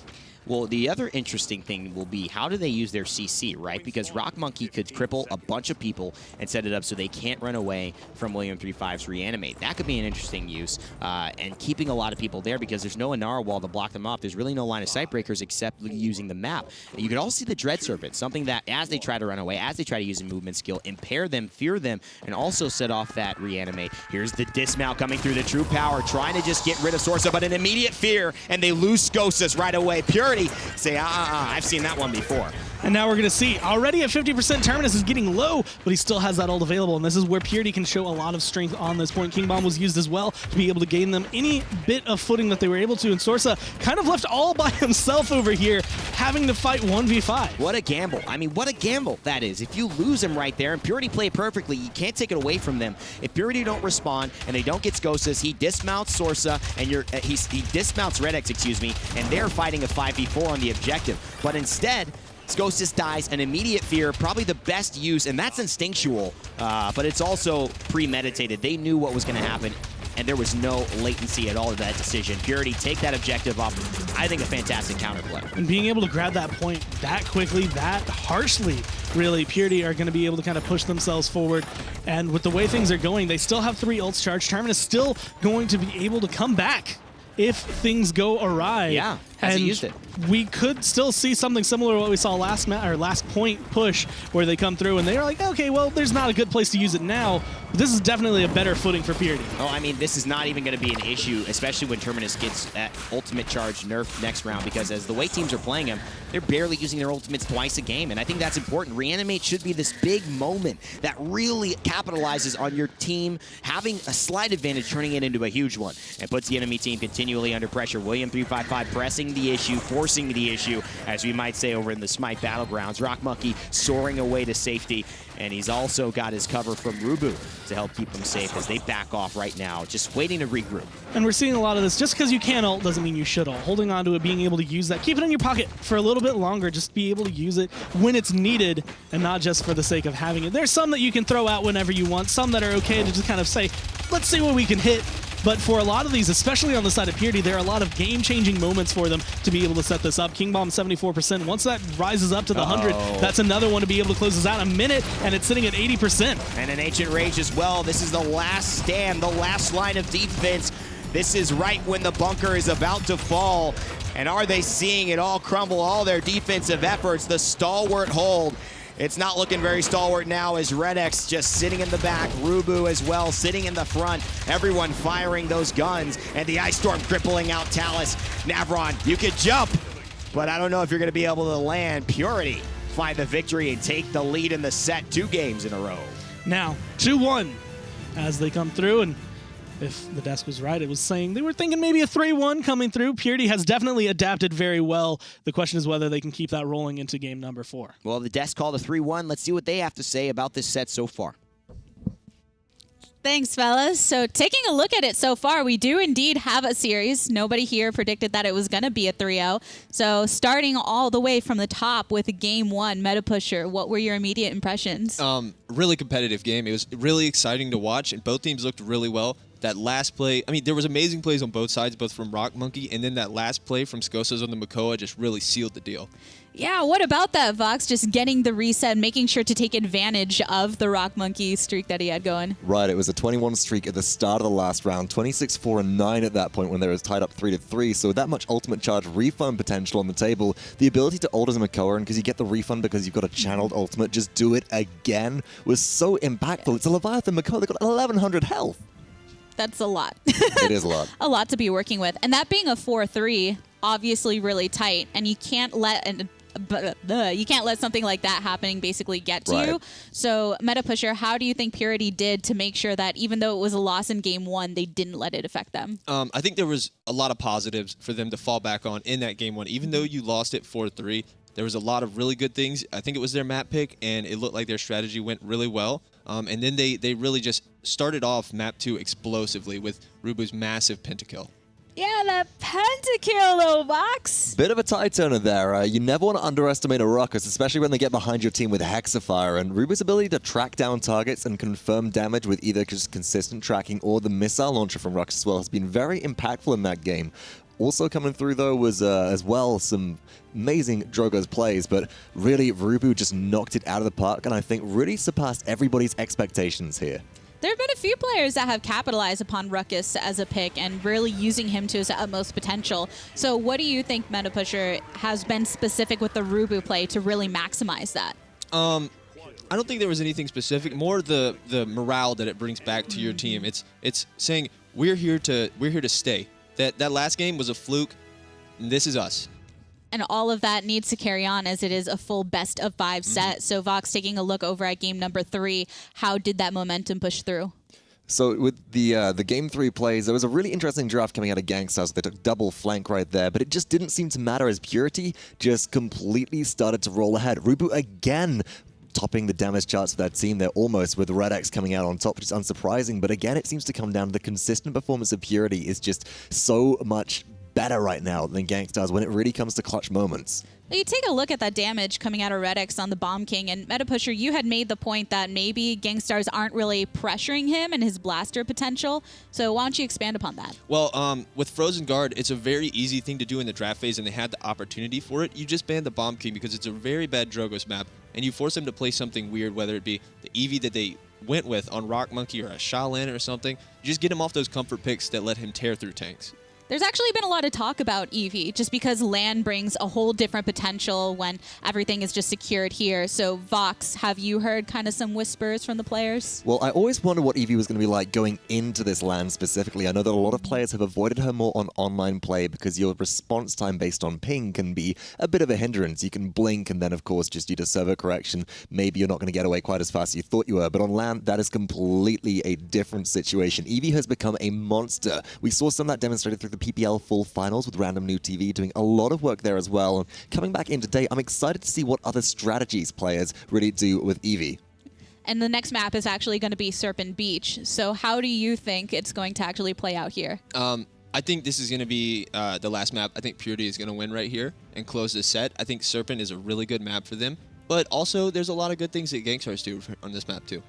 Yeah, with both of them having a lot of potential, how would you say, Vox, that both of these teams need to proceed, considering how close it's been and the potential for a closeout in Game 4? Honestly, the first thing that I want to see taken off the table right now is just remove the Bomb King potential. It's a good map for Drogo, so it's not going to put as much pressure from Gankstars onto RedX, but if Gankstars want to try and come back into this set, they need to start feeling more comfortable and push Purity into a bit of an unfortunate situation. A lot of this can be done through the draft, but also execution-wise, maybe looking for a little bit more in the way of coordinated plays from Gankstars, as they're not going for the specific targets they need to at times, and RedX just kind of ran rampant on Frozen Guard here.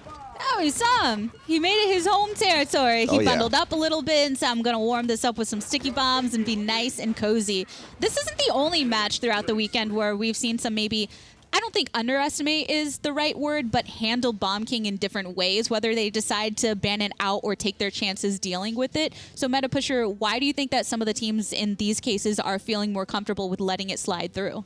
I really don't understand it because there's a lot more things you can do against the Drogos. A Bomb King, he's going to do his thing. Nobody can really 1v1 a Bomb King. He's got a lot of area control, crowd control, which is something you don't really get in a lot of those damage champions, but there's a lot of really good counters to Drogos that are really, really strong right now. So I look into Gankstars to pick something really good like a Victor, an Androxus, maybe even a Kinessa against it. If you kind of just take all of those into consideration, finding your ways to weave around it. Going into this next game, Vox, what would you like to see specifically out of Gankstars to keep themselves in it? Well, out of Gankstars, Serpent Beach is actually their map pick here. It's somewhere where they feel very comfortable, and we've seen a lot of good performances from Gankstars on this map. I'm looking towards them to start drafting the Androxus for Skosas specifically. We mentioned that as a good counter to Drogos, and if that draft does actually come into play, that'll be something which I think they can really start to dominate with. And also, we've seen earlier in the tournament as well that Androxus, with their ability to strike with melee, can work very well against Terminus, so maybe leaving that open, going for the Bomb King ban, as we discussed, could be a better angle in here. But it's not just Skosas on Androxus that I'd be looking towards. It's the rest of Gankstars to maybe capitalize. They're playing with a sub right now who's received a lot of pressure over the last few games, and I'm looking to them to play maybe a bit more defensively around that player so they're less easily targeted, as they may not have the competitive experience to otherwise get away. What about you, Meta Pusher, specifically for Gankstars? The Bomb King ban. Definitely. That's really what I want to see. I've heard it so much from you, and then RuBBu yesterday during his cast were saying when it just kept getting through, why is it there? Why We're is it on there? to something. I'm telling you, it's like April all over again, but this time around we have bans and people can get rid of it, because if you don't ban it and you don't play it, then you're going to be in trouble. They just want a chance to give the king a big hug. Maybe so. I mean, could warm you up a lot, and Serpent Beach is a nighttime map. Could get kind of chilly. A little breeze coming on through there. We had also talked a bit about, we were talking about the Cassie and the Maeve and kind of those potentials to come out specifically because of some of the players that capitalize upon those in past play. Are there any specific champs, Meta Pusher, that you're thinking might come out as pocket picks? I don't think you'll see the Cassie here, but the Maeve is a possibility. Maeve is really good, and she has her uses. The ult is now affected by resilience, changed a few patches ago, so that's something that was a really big hit to her, but it's also good because you can pair it with comps that are high damage, and you force a team to either buy resilience and not lose to the Maeve ult, or buy damage and then lose to the Maeve ult. What about just Makoa things? You were saying that a few times so throughout. we've seen Makoa, I think it was 3 times so far in this set, and game 1, Makoa does First Makoa pick every things, time. Bright Marsh, Makoa does Makoa things, and a Frozen, Makoa does Makoa things. They've got a relatively low win rate so far throughout the duration of the PPL, and you can't forget the Dredge Anchor in the right hands is very, very useful as a kill secure tool. It goes through Tonus' Power Siphon as well as Androx's Reversal right now, and is a very, very dangerous tool. Look at that as well. Threads the needle right there. Man, and one thing, of course, things are going to be maybe below that 50% mark because everybody is picking Makoa. It's so He's highly present in every prioritized. single match, so it's not always going to end up on the winning team. So what do you think are some of the main strategies that people have really been capitalizing upon, not just Makoa and the potential that he has, but working around it with even their secondary tanks? I think it's the prevalence of the 2 Immortals. That's what we call Inara and Terminus. They're just so good and so strong, and they're really the only tanks aside from Makoa that can contest the point. And especially when you have a Maldamba behind and healing them, they can really look to pressure out of Makoa. And Maldamba also been present here, but we usually expect to see Maldamba and Genos come through. Some of that prioritization yesterday when we actually saw multiple healers, even 3 healers at one time, and on some of the longer maps when you have that Grover come in. Vox, do you expect to see that strategy with these 2 teams? I really don't think we'll start to see it as much. We saw a couple of instances of double support early on. The Grok came out. It didn't do as much work as I think Gankstars really needed it to, and as a result, I'd like to see them stick to maybe more traditional picks right here. But the Ruckus ban starting things off is a nice look from Gankstars, especially following the performance of various players right now through Purity. They've done so much work with it. I like them taking it away.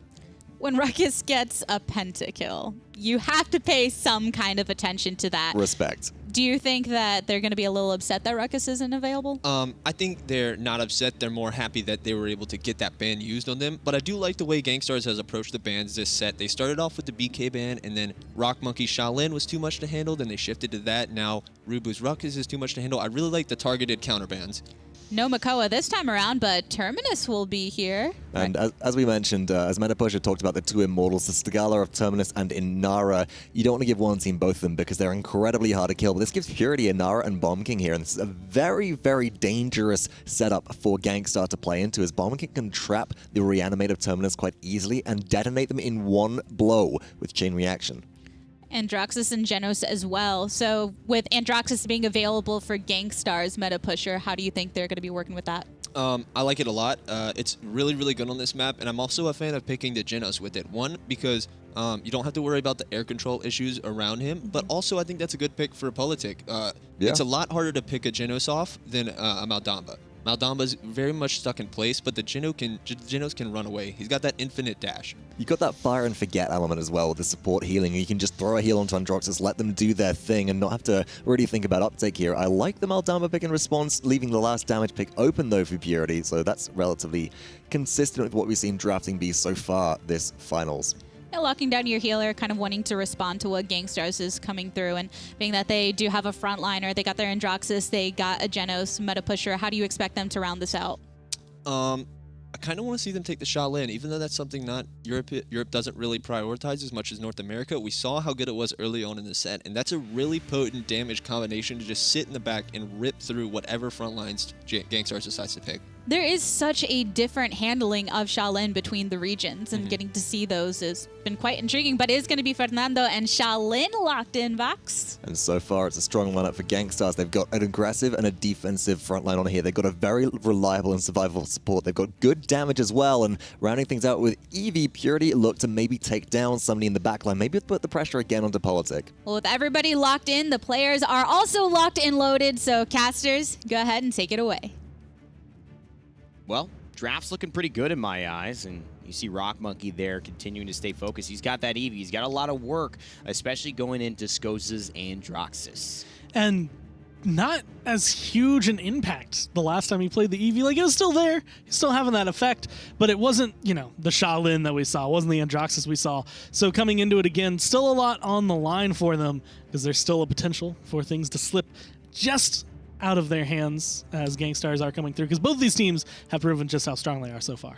There's definitely something cooking in the works for Gankstars. This is where I kind of, me and I think it was RuBBu who was casting this set actually, kind of created the idea of around the Skosas shake and bake. That Androxus play that was just absolutely phenomenal by him. And I think at this point, you need to get your comfort players on those comfort picks. You're down one. You're basically facing defeat if you don't win this one. You're out. No chance at HRX. Everything matters on the line here. And as well, Purity looking for a chance to keep on fighting their PGS team. But they have hope that they can go ahead and somehow make this qualification path happen. Coming in, we're seeing, again, what was mentioned on the desk. We have Terminus on the one side versus the Inara on the other. And this is one of those other maps that I have always really liked Inara, but I think she's especially now coming in a lot stronger, being able to come through. She's hard to kill, and she has walls that really help change just enough in favor of your team that you can either, again, lock them in or lock them out from the point and force them to go down pathways that you can have someone waiting, rockmonkey, Red X, someone ready to fight off anyone that comes through and immediately go into the right-hand side. One shot from Navron, second shot as well, but Earthen Guard is activated, so it's only doing 50% damage most likely. That's the Mother's Grace that he's picked up to avoid some of the hooks that may be coming through, but there are no hooks here, so it's really just looking for the damage mitigation and the CC immunity made for that Void Grip, made for that Impale coming through, as well as William takes the kill onto Sorsa early on, and another slam from Shatterfall. The Terminus fighting in a corner now. This may not help him stay alive. He's got the Strength of Stone though, and so he is actually going to turn it around, throw his Calamity Blast back, not save him for defense, and use him to get the kill. Still really low, still going to get taken down. rockmonkey going to get credit for that one. But he was a distraction for such a long time. He held Purity's attention for as long as he really needed to. His team was able to come through and get set back up once again. Now, Purity are at 54%, but Gankstars still have a decent positioning to be able to come around and disrupt this. And you see he's running that great distance one, which is that extra half a second, and that matters. That was allowing him to actually go ahead, see if he wanted to fight off and get one back, but Skosas answers here. This man from EU has to step up big time. This is where we saw that Skosas shake and bake come through, and there it is. He shakes, he bakes, he finds the kill. Well, except he does not. There's another one. That was a little preemptive, but it's Red Serpent looking to shut him down, and it will be William355 with the final kill onto the flanker. Coming through, Gankstars doing exactly what they needed to do, and we saw, like, coming into that, they were waiting patiently. They had a couple members lined up just on the sidelines waiting. Okay, we can't get in. We don't have our aggressors that we need to break down the door. But they're lined up for it. Now they're able to line up, go in, come through, and even though they end up losing Skosas in the process, they get a lot out of Purity and they set themselves up for more. 90% on the objective. Red X backing up, looking at Skosas. One bomb will do it. rockmonkey finds the kill. Now they've got to get on the point. 57%. Here's an Ice Storm. It's crippling out, and it's put Minchmeyer in a bad spot. Back on the backside of this fight is Navron, but he withdraws, misses the shot, and rockmonkey may see an opportunity here. He's going to soar up into the air, running over the moon. It looks like able to just reset if he finds that killing blow, but no killing blow just yet. Gankstars 96% to 96% on the objective. Trying to go forward right now. Terminus doing his best, but he's just too low. The wall's going to be good through time and space. Comes down, but doesn't connect with anyone, and Purity are the only ones left on the point. Red X, rockmonkey, too stable, too consistent, finding too many kills. And that allows Purity to move on and take set, potentially first point here in the set closing game. And if they keep it up 3 more, we'll put them into a spot where they face SK and maybe have a chance at going to Worlds. rockmonkey, though, hitting some good shots on this Eevee and really, I think, showing us that he's definitely bringing out the Winter Witch in a good enough way to compete with any team here. And I really like being able to watch him right here. You see all the places he's looking. There's so many places on Serpent Beach that players can hide, that can come through. And right there, coming in, 2 different lanes. Minchmeyer gets the kill, but rockmonkey, his attention was split among 2, and he couldn't decide where to go. Red X here throwing bombs as well. Grumpy into the back line forces an interesting decision as well. Do you go towards it, or do you stay here towards the enemy team? And Sorsa kind of caught in between, walking the line, threads the needle low, and Skosas and him clean up RuBBu. Skosas, so much attention paid to this Androxus, but Red X continues to be on that streak. But look at how many people are low here. Finally finds one. rockmonkey, that's the double un for Skosas, looking for yet another one, but no, he is going to just back off the Godslayer, not able to slay more than 2 this time around.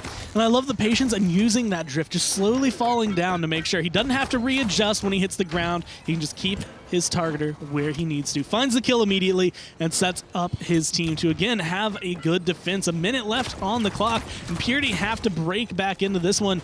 And Nara is not usually known for her ability to break into. She's much more defensive. Torvald, on the other hand, does have a lot on his belt. He does have that Hyper Beam as well. And that could open up Gankstars' defense line. Oh, and that's huge right there. The snowball decision now favors the way of Purity as 4 members go down, and it's Gankstars who fall. And an emote from William355. Ooh, throwing a little shade there. Is that too early, do you think, William?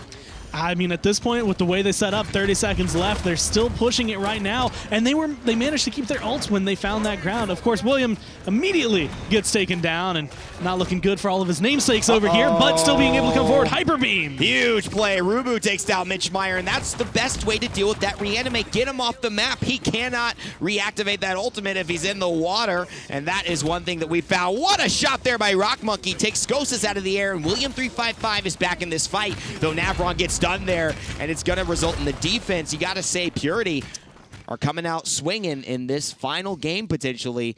That might send them into the next round. And there was a fine line Inara was dancing on right there between on the objective, off the objective, not able to find it overall.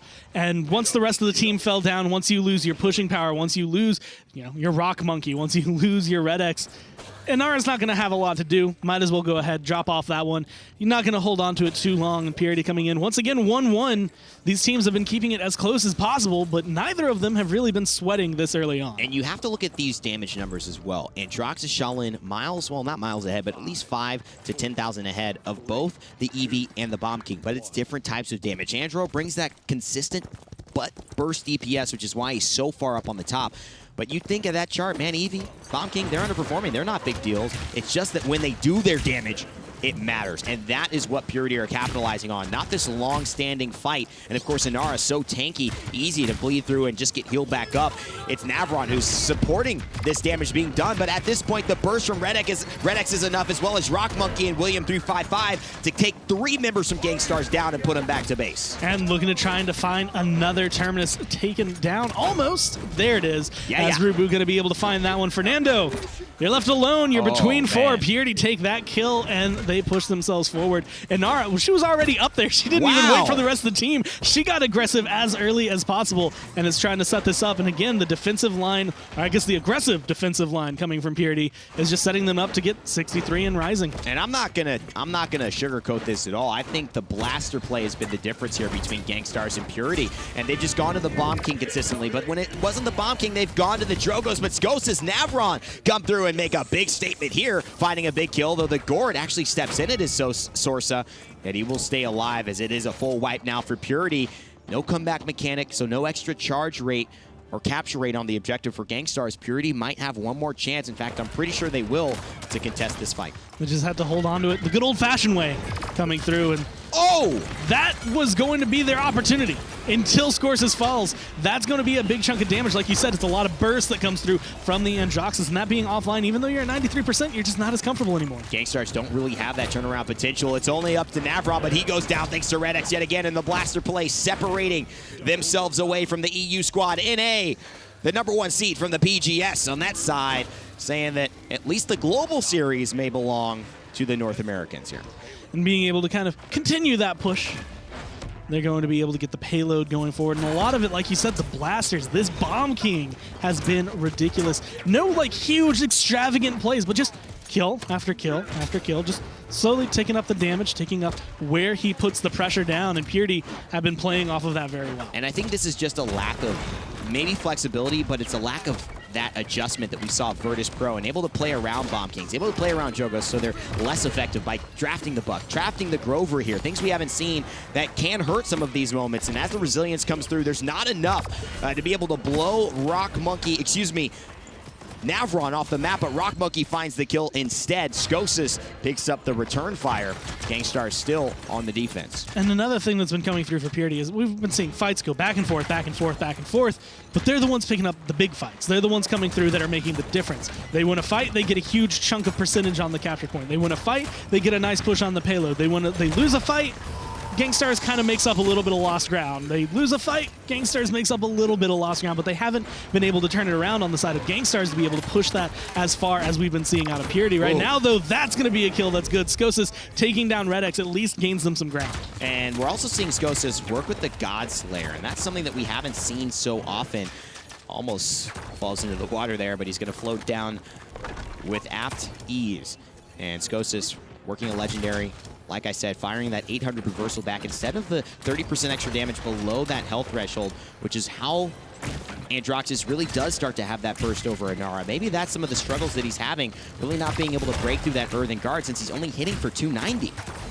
Trying to set it up and trying to find what he needs, but Purity are hanging onto the payload, actually getting a little bit of push. This is similar to what we saw last time. The Ice Storm comes through, but the kills are on the side of Purity. Tooney, Red X, William, they all find kills, and now RuBBu heading forward with this Torval. He doesn't have his ultimate yet, but rockmonkey, he's able to get into the back line. King Bomb also prepared, and the protection bubble might be enough to keep him alive and get that huge AoE stun off. William355 looks to put Skosas in a corner. Skosas says, nobody puts me in a corner. And William355 says, oh, yes, I do. Timeout for him. Seismic crash as well. Will that emote pay off? Looks like he's getting rushed down by the Stigala, and Sorsa pops the Immortal to hold on to a last-ditch effort of a defense, but rockmonkey finds the first kill, and will he find the seconds on the Politics? He will. Double kill for rockmonkey. Will it be a triple kill for him? No, Skosas takes him down. Skosas doing the best he can to defend this. The team holding on to their last breath. All they need to do is get a couple more hits on this Torvald before time can go down, but coming right back in. Inara's through, and she's on the point, but just no staying power. Wow, that wall almost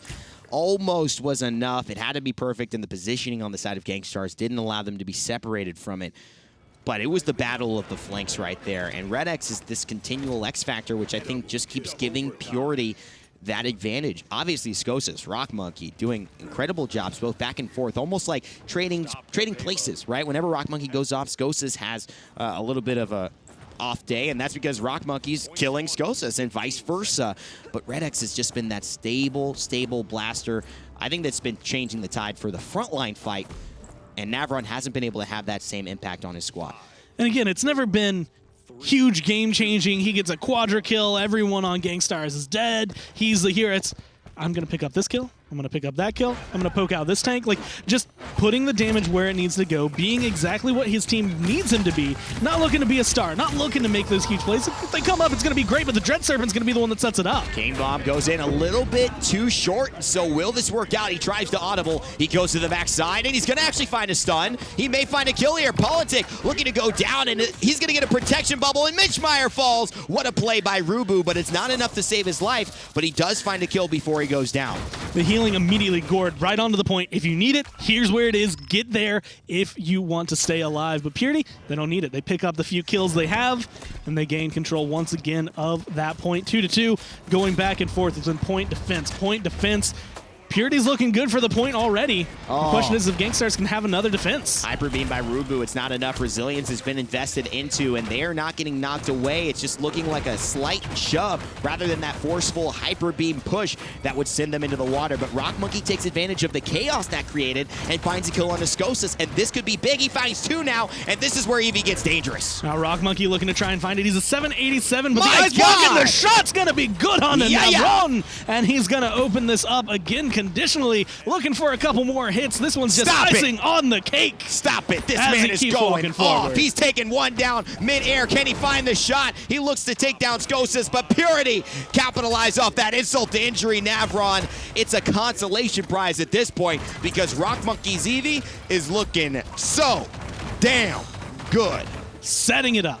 Now he has the Ice Storm. He can come through. This is going to be a strong push from Purity as they are charging up 62% on the King Bomb, 93% on the Seismic Crash, as well as being able to have it. The Ice Storm comes through, looking for the damage, the kills. Again, rockmonkey being able to pick up one, looking for a second one as he comes through, finds another double kill as RuBBu is picking up Sorsa in the meantime. And that's what rockmonkey's here to do. Find one, find two. Easy peasy lemon squeezy. And he's looking to find even more, and they might just have squeezed the life out of Gankstars, maybe squeezed the hope out of them as well.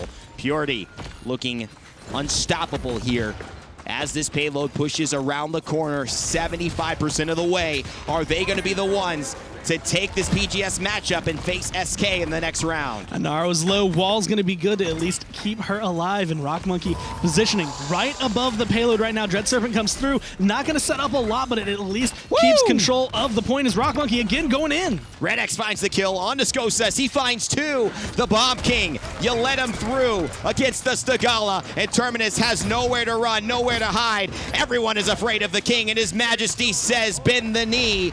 And who will kneel? Well, there's no Leon there on the opposite side, so it certainly seems to be Gankstars. Navron in the shadows, but how long can he hide from the constant pressure of Purity as they look to end this game? Respawn, run, try to stall it as best you can, contesting 50 seconds left, but it's not enough. As Purity come in, they close it out exactly the way it was said earlier before the game even started. EU takes one, EU loses three. And William 355 there finally gets that wall to finish the game. That's what he was looking for the entire time. And boy, oh boy, we've broken it down. My voice almost getting sore after game one. rockmonkey is going to make me go back to the balance team and say, we need to nerf Eevee here. I'm just kidding, Eevee fans. That's not happening. But let's take it to the desk and see what they think about Purity taking that 3-1 set like they called. Welcome back to the desk, everybody. OP prediction skills, baby. Are you proud of that? Yeah. I mean, I think it was to be expected. With the play that was going on, it was just fabulous coming out of multiple players, specifically taking a look at RuBBu and how he was continuing with the Bomb King and then that Eevee play. What are your thoughts on that? Just really impressive stuff. rockmonkey looked really consistent on all the blasters, or RuBBu looked really consistent on all the blasters. And then rockmonkey showed a lot of flexibility going from more hit scan champions to that Eevee and still looking just as accurate. From game number 1 all the way on through, rockmonkey just showed a lot of versatility going from the Shaolin, coming through with the Eevee. So, Vox, what does that say about him as a player and just being so steady-headed? Nerf rockmonkey right now. I think it really demonstrates some versatility in terms of champion pool. And you can see the stats right now on screen, 23, 12, and 13 on the Eevee. That's very, very impressive. Also standing out there as well as RuBBu, as we mentioned beforehand, topping the damage charts overall.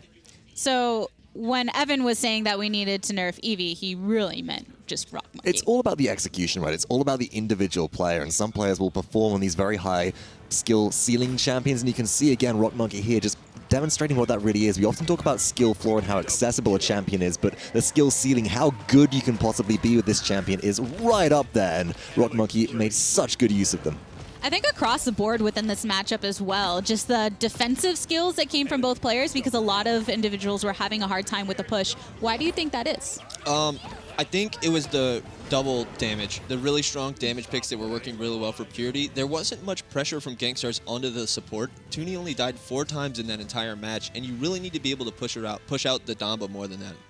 And Bomb King has been such a major talking point, not just today, but throughout this event in its entirety. But RuBBu particularly, just a lot of execution. And I know you both seem to waver a little bit with one of his ultimates and wasn't sure if it was going to go through. But Vox, how do you think that he followed through well? Looked like a lazy ultimate, but you can get round behind on Servant Mage. And here again, we just see the demonstration of what you can do with King Bomb, chasing down targets, as well as running the shock and ore cut on their loadout, if I'm not mistaken. So if they get a kill with Detonate, the ability for Bomb King to make those stickies explode, RuBBu was just zooming all around the map and was able to reposition so quickly that Gankstars had difficulty in responding.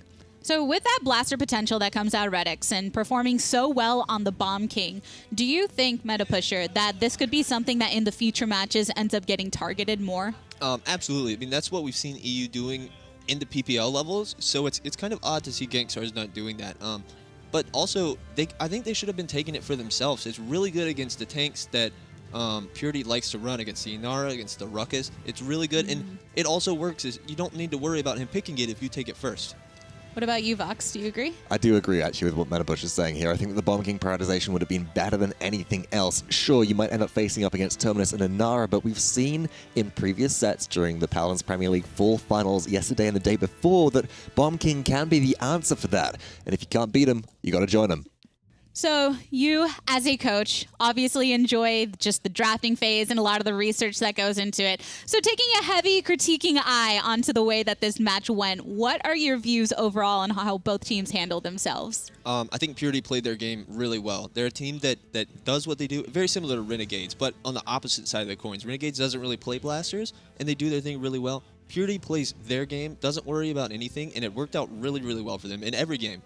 So with that, the fact that they play so well to what they know and not really trying to switch it up or appease anybody else, Vox, do you think just leaning hard into that is going to be a strategy, or is it going to eventually be an Achilles heel if they lean too hard? Well, potentially. We actually talked to a few different teams yesterday, and the consistent theme throughout many of the different players was, we need to play our game. We need to stop worrying about other teams. We've just got to end up playing what we do, what we run well, what we know succeeds, and stop thinking too much about how we can undermine our opposition, because at the end of the day, you got to bring your A game, and if these players are comfortable with what they're doing, they'll perform better than if they're on an uncomfortable pick, which might be better on paper draft. Kind of looking at Gankstars as well, having to bring somebody else in and having some team synergy. Did you see any issues there, or was it just more execution in draft or in gameplay? I think it was more execution in draft. I really didn't have any major issues with Politic, the new player playing that support. I thought he did his job well, especially, you don't know what to expect when you bring somebody on new like that. And, I mean, I think it was mostly the draft, really. Well, remember, everybody, the teams here are fighting for a spot at HRX, and in celebration of that, we do have a loot pack. So why don't you go ahead and check out all the fancy stuff in there.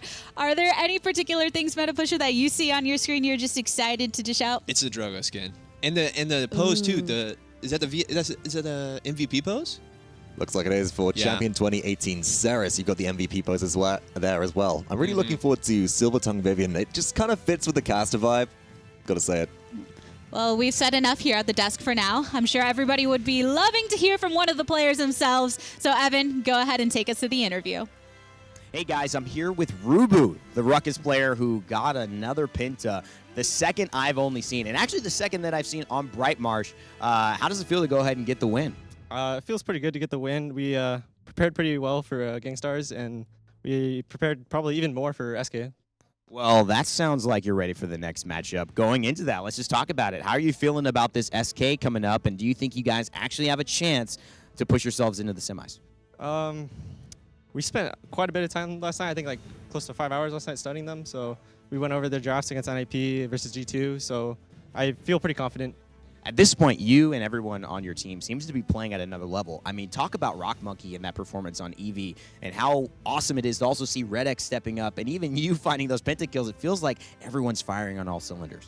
We know rockmonkey's an insane player. We think he's like, we call him our carry basically. He's pretty insane. RedX is also up there. He's not used to the frame rates or anything like that. He plays on like 43 frames. Wow. So it's good to see that he's like performing on land, doing better with the frame rate. rockmonkey, we try and just help him out, give him as much space as possible, and let him do his thing.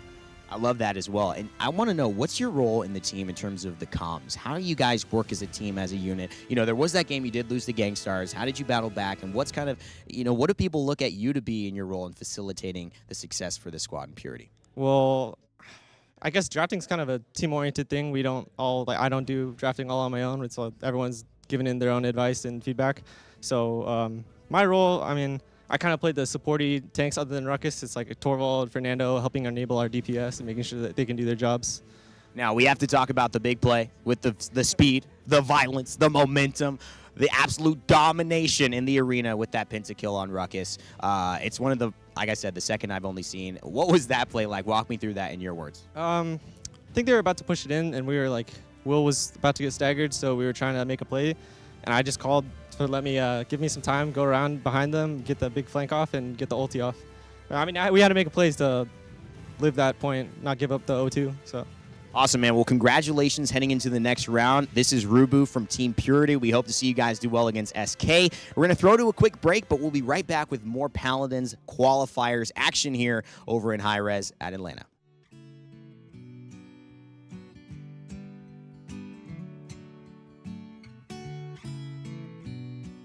I've been praying through the evening. I've been praying through the night.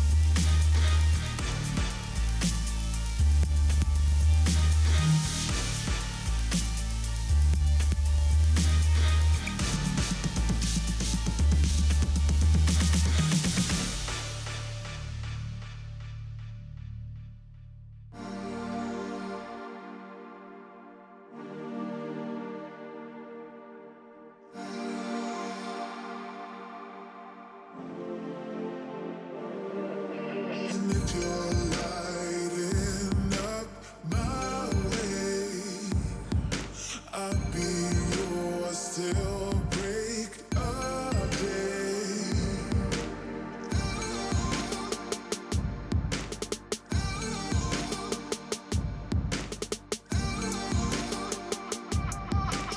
I don't wanna go spotlight. Wanna be a shot.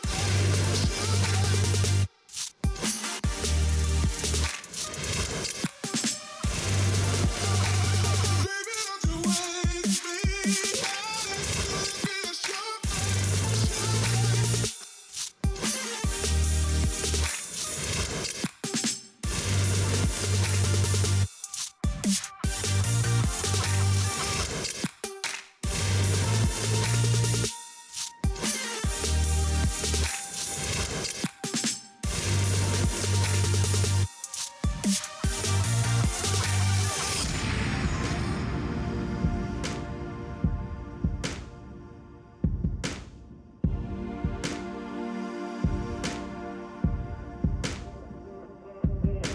Crashing in the day, blooming in the bright nights.